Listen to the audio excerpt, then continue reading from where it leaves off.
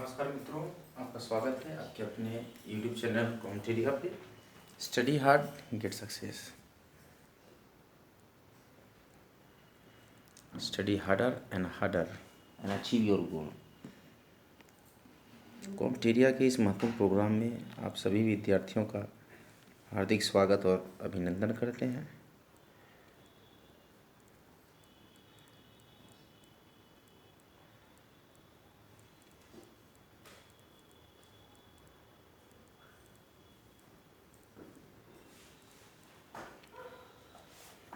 आज हमारा विषय है लोकपाल एवं लोकायुक्त।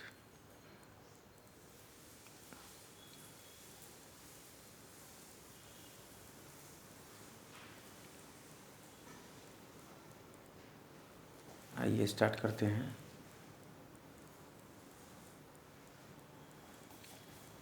देखिए, लोकपाल एवं और जो भी विद्यार्थी नए हैं कृपया वो सब्सक्राइब कर दें कॉम्पिटिटिव। लोकपाल और लोकायुक्त एक्ट 2013 की उसको कानूनी रूप जब मिला, लोकपाल और लोकायुक्त एक्ट 2013 को जब कानूनी रूप मिलने के पहले की क्या कहानी रही। देखिए, लोकायुक्त के बारे में डिस्कस करने जा रहे हैं।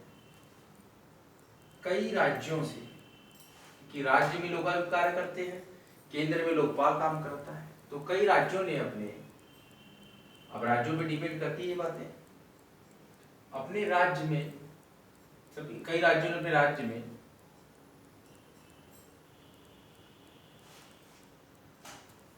लोकायुक्त नियुक्त कर रखे थे। पहले से ही क्या कर रखे थे? लोकपाल और लोकायुक्त एक्ट 2013 के कानूनी रूप मिलने के पहले ही कई राज्यों ने अपने राज्य में लोकायुक्त नियुक्त कर रखे थे। और हम यहाँ पे जो पॉइंट नोट करेंगे कि सर्वप्रथम ये क्वेश्चन बनेगा आपका, लोकायुक्त का गठन 1971, ध्यान दीजिए जो मैं बोल रहा हूँ, 1971 में MH मतलब महाराष्ट्र कोड है, महाराष्ट्र में हुआ था। महाराष्ट्र में हुआ था 1971 में ही लोकपाल का गठन हुआ था। जबकि यद्यपि का मतलब होता है जबकि उड़ीसा में ये किस सन में था, ध्यान दीजिए, ये एक्ट, जबकि उड़ीसा में ये एक्ट 1970 में ही 1971 में महाराष्ट्र में हुआ था लोकायुक्त का गठन सबसे पहले, जबकि उड़ीसा में ये एक्ट जो है 1970 में पारित हुआ। लेकिन क्या हुआ, यही एक्ट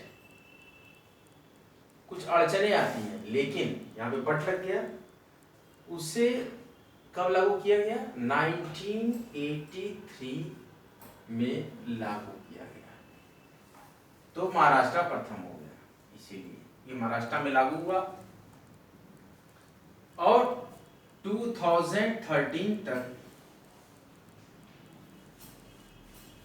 21 स्टेट्स, 2013 तक 21 स्टेट एंड यूटीज, तो यूटीज में कौन? दिल्ली के साथ साथ ने अपने यहाँ, मतलब दिल्ली भी आ गया यूटी में, और 21 स्टेट जो थे 2013 की स्थिति है, तो उसने अपने साथ साथ यूटी ने और 21 स्टेट ने अपने यहाँ लोकायुक्त संस्था की स्थापना की। क्या की? संस्था की स्थापना। इसके रिगार्डिंग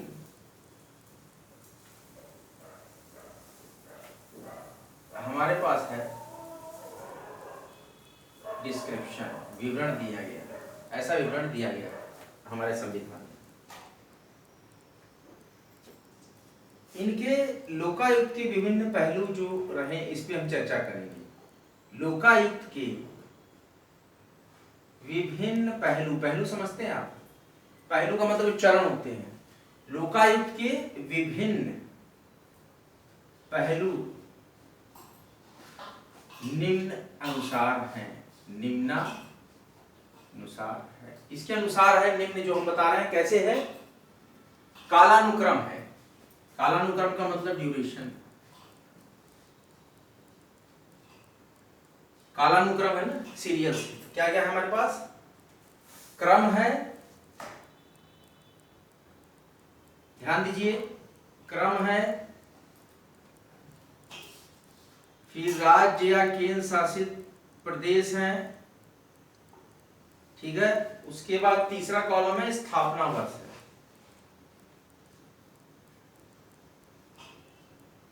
फिर इसी तरीके से क्रम संख्या, हमारे पास बहुत ज्यादा जगह मिलेगी। फिर स्टेट यूटीज, फिर क्या है? स्थापना वर्ष। ये 2 बार हमने बनाया इस कॉलम में। तो सबसे पहले पहला नंबर जो आया, क्या आया? देखिए ध्यान से आप समझिएगा, बहुत ध्यान से आप समझिएगा।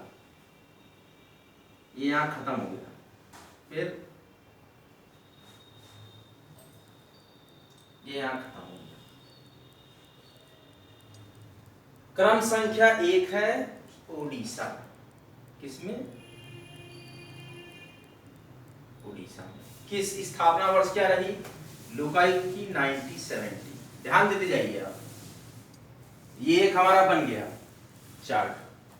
इसी चार्ट का जो जगह कम पड़ा है तो यही बगल में एक बार और हमने रिपीटिशन कर दिया। और दूसरा नंबर क्या है, कहां पे बना? ये देखिए एमएच महाराष्ट्र में लिखा है, दूसरा है महाराष्ट्र। ध्यान से देखते जाइए, किस सन में? 1971।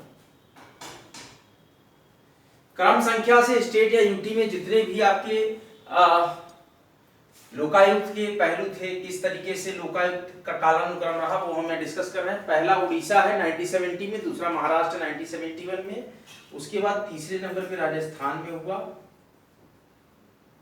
स्थापना, तो 1973 है। फिर फोर्थ फिर बिहार है 1974। उसके बाद 5th नंबर पे है यूपी है, यूपी में भी लोकायुक्त की स्थापना, ये 1975। स्थापना के क्रम से हम यहाँ पे चॉइस कर रहे हैं। किसी प्रकार का आपका राज्य क्रम नहीं है, स्थापना क्रम है। किस राज्य में पहले स्थापित हुआ, ये आपको समझना है। ध्यान से समझिए इस चीज को, किस राज्य में पहले स्थापित हुआ। अब देखिए हो गया यूपी का। आप 6th नंबर पे आ जाइए, एमपी है। एमपी में लोकायुक्त के बारे में स्थापना वर्ष था 1981 है। यहाँ पे ध्यान दीजिए, बहुत ही इंपॉर्टेंट है। इसके बाद आंध्र प्रदेश, तो आंध्र प्रदेश को मैं लिखता हूं एपी। ध्यान दीजिए, एपी मतलब आंध्र प्रदेश, ध्यान रखिएगा, 1983। फिर 8th नंबर पे है, अगर आपको नहीं दिख रहा है, मैं बोल रहा हूं उसको सुन के आप समझिए। हालांकि आपको मैंने जूम कर दिया है, वीडियो को दिख रहा होगा, लेकिन नहीं अगर दिख रहा है तो ये मैं बोल रहा हूँ, इससे आपको समझ में आएगा। इसके बाद है हिमाचल प्रदेश, एचपी, हिमाचल प्रदेश, यहाँ पे है आपका, ये भी 1983 में, ध्यान दीजिए 1983। इसके बाद आप क्रम संख्या क्या होगा, 8 तक हो गया, क्रम संख्या 9। क्रम संख्या 9 में है कर्नाटका, कर्नाटक में 1985।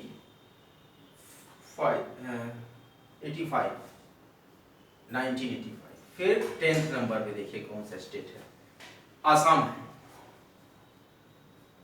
यह हम लोकायुक्त का जो कालानुक्रम या विभिन्न पहलू रहे हैं, किस तरह से लोकायुक्त किस स्टेट में कब आए हैं, पुराने समय से ही जो चला आ रहा है, तो उस पर हम यहाँ ब्यौरा ले रहे हैं। 1985 में असम में भी लोकायुक्त की स्थापना, और फिर 13 में तो जो हुई पूरी तरीके से हुई। वर्ष 2013 तक 21 स्टेट और यूटीज में दिल्ली ने अपने यहाँ और यूटीज और दिल्ली ने अपने यहाँ लोकायुक्त संस्था की स्थापना की है। इस संबंध में विवरण दिया गया है कि लोकायुक्त के विभिन्न पहलू निम्नानुसार है, कालानुक्रम अनुसार, जैसे काल है पहला, दूसरा, तीसरा, चौथा, इस तरीके से 10वें नंबर तक ये है आपका असम, और 11वें नंबर पे है गुजरात। गुजरात में 1986 में। पूरे 21 स्टेट की मैं बात आपको करूंगा। 12वें नंबर पे है पंजाब, ध्यान दीजिए विद्यार्थियों, पंजाब है 1995। इसके बाद आपका 13th जो नंबरिंग पे आता है लोकायुक्त के लिए दिल्ली। ध्यान दीजिए, दिल्ली में 1995 में ही है ये। और इसके बाद केरल में है, 14th नंबर है केरल। तो केरल में है 1999। और 15th नंबर पे हमारे पास है यहाँ पे झारखंड। तो हम JH लिख देते हैं इसको। झारखंड है 2001 में की स्थापना ही उसकी उसी समय हुई थी। और 16वें नंबर पे छत्तीसगढ़ है, इसको CG लिख देता हूँ मैं, CG छत्तीसगढ़। और ये 2002 में, ये भी उसी दौरान बनाया गया था 3 स्टेट। इसके बाद हरियाणा, HR हम लिख देते हैं हरियाणा को, HR हरियाणा 2002 में। और इसके बाद 18th नंबर पे है UK उत्तराखंड। इसको यूनाइटेड किंगडम मत समझ लीजिएगा, UK का मतलब उत्तराखंड, अभी भारत के अंदर की बात हो रही है स्थिति। उत्तराखंड का 2002 में ये भी स्टेट बना था, झारखंड छत्तीसगढ़ उत्तराखंड। और यहाँ पे फिर हम क्रम संख्या, फिर से क्रम संख्या, दूसरा कॉलम स्टेट यूटीज, तीसरा कॉलम स्थापना वर्ष। जो कम पड़ गया हमको जगह, 3 बार में हमने इसको बनाया है। ध्यान दीजिए, ये एरो साइन है ना, यहाँ से फिर चालू है, ये एरो साइन है, यहाँ से फिर चालू है। अब ये क्रम संख्या हमारे पास है, ये हम यूके तक कर चुके हैं। फिर 19th हमारे पास क्रम संख्या है। 19th हमारा स्टेट है JNK, जम्मू एंड कश्मीर। ये 2002 में ही, यहाँ पे भी लोकायुक्त। और 20th जो हमारे पास है वेस्ट बंगाल, पश्चिम बंगाल, WB वेस्ट बंगाल का है 2003 में। और 21st जो स्टेट है हमारे पास त्रिपुरा। ध्यान दीजिए, त्रिपुरा में है 2008 में लोकायुक्त। और 22th जो स्पेस है गोवा है, गोवा में है 2011 में। तो ये सारी व्यवस्थाएं रही जो कि आपने देखा, लोकपाल और लोकायुक्त एक्ट 2013। इसी समय आप अपनी रिवीजन बुक भी निकाली, मैं रिवीजन और प्लस ये कंक्लूजन एक साथ कर देता हूँ, तो इससे पूरा समराइज हो जाएगा लेक्चर।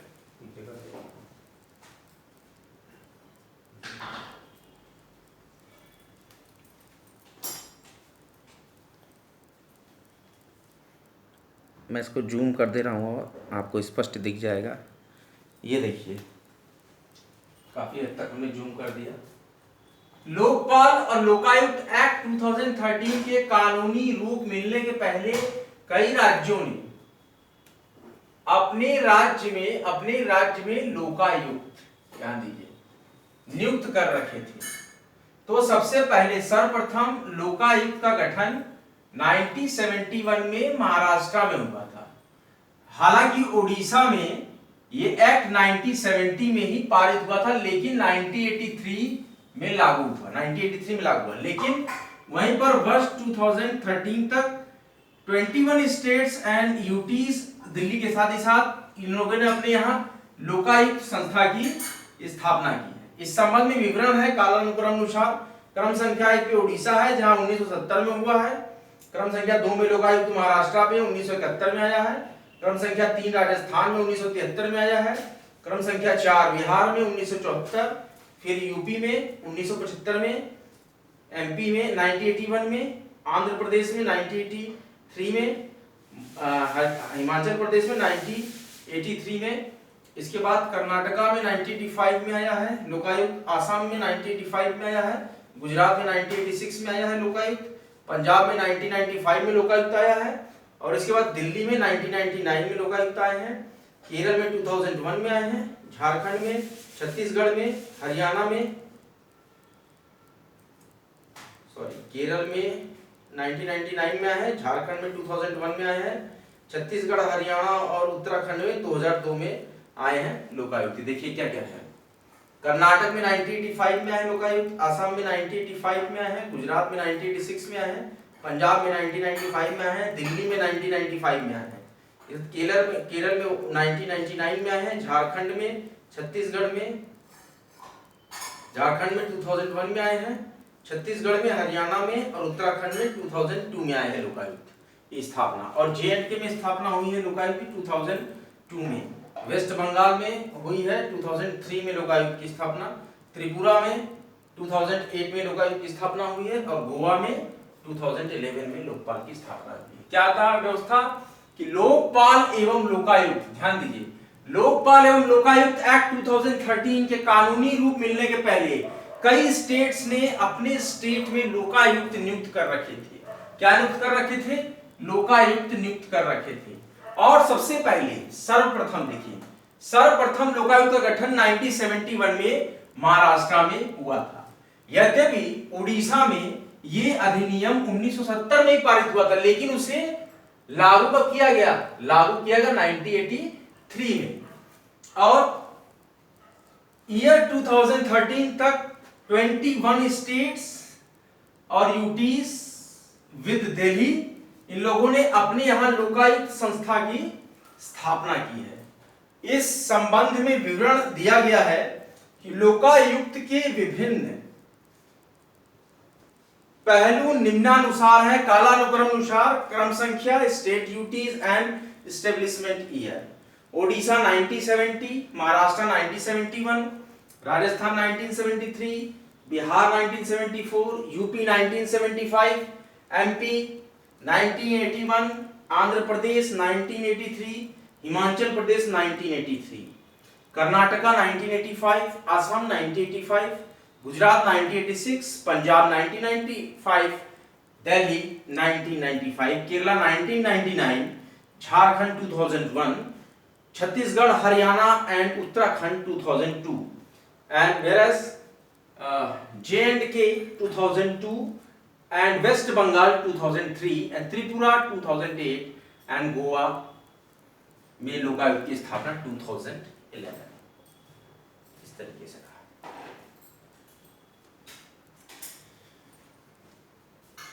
लेकिन एडमिट कार्ड रिलेटेड हम सूचना आपको बता दें, एडमिट कार्ड आया है all India bar council examination का, कल रात में ही आ गया, आज सुबह से लाइव हो गया, डाउनलोड होने लगा। AIB 18 का एडमिट कार्ड इशू हो गया, जो कि 10 दिसंबर को एग्जाम है। एग्जाम की टाइमिंग है 10 AM to 1 PM, 10 AM to 1 PM, 3 hours examination की टाइमिंग है। तो आप लोग AIB all India bar council of India की वेबसाइट से AIB के एडमिट कार्ड्स आप डाउनलोड कर सकते हैं। और बहुत ही जल्द MP PCS प्री के भी एडमिट कार्ड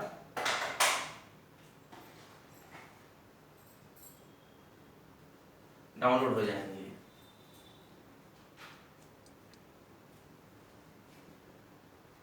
हरियाणा PCS का भी फॉर्म आया है। आप HCS form, executive branch and other allied services, ये सब कंबाइंड होती है, उसके साथ फॉर्म को भर सकते हैं।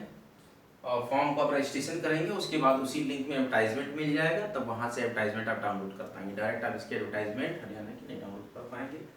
उसमें आप जो है जब फॉर्म फिलअप करेंगे तो उसमें फुल एडवर्टाइजमेंट सिलेबस सब आपको मिलेगा।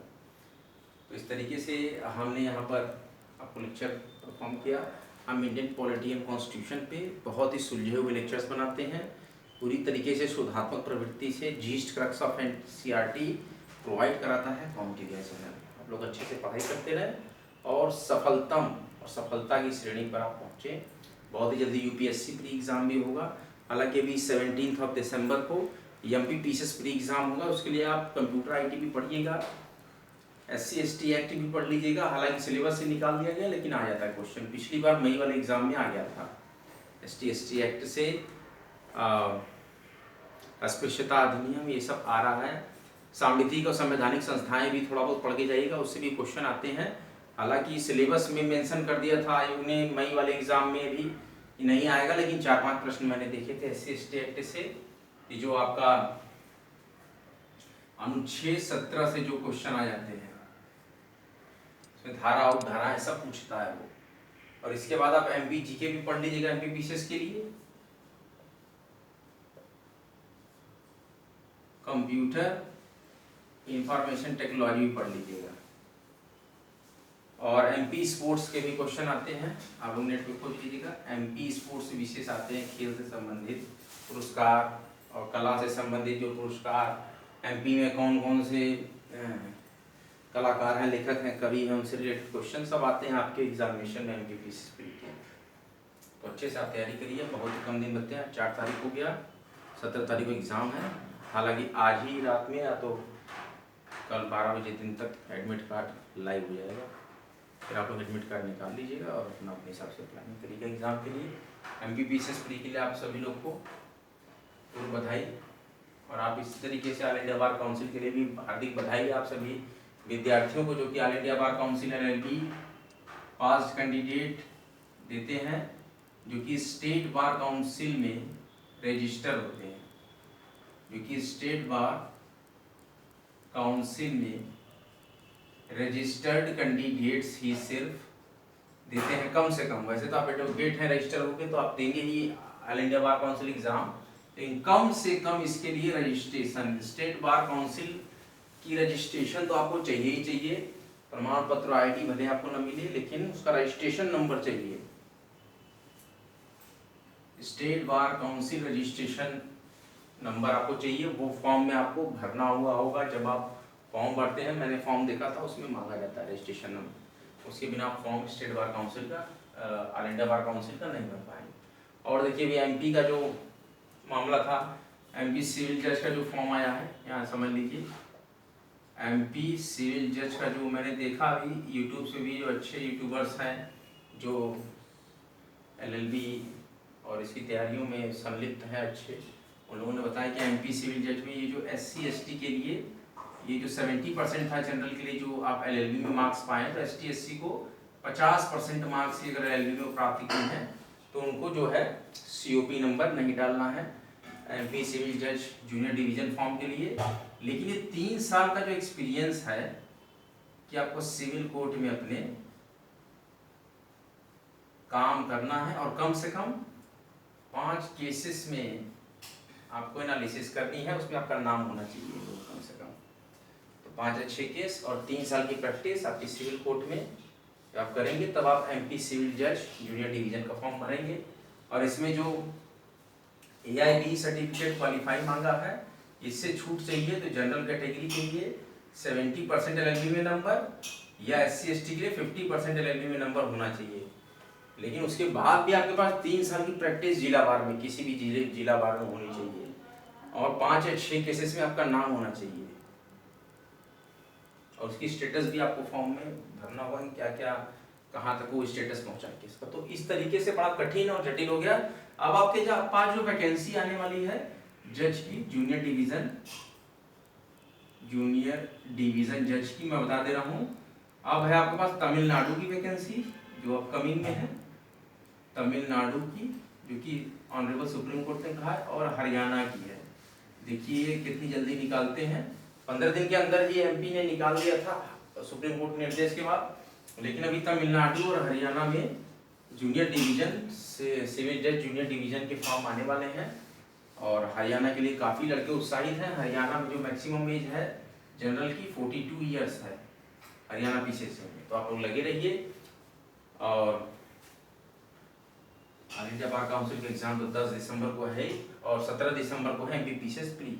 फिर मैं एक और इन्फॉर्मेशन दे रहा हूँ, MPPCS प्री को इसलिए नहीं टाला गया आयोग द्वारा कि MPPCS का 2024 का जो प्री एग्जाम है वो भी 28 अप्रैल को है।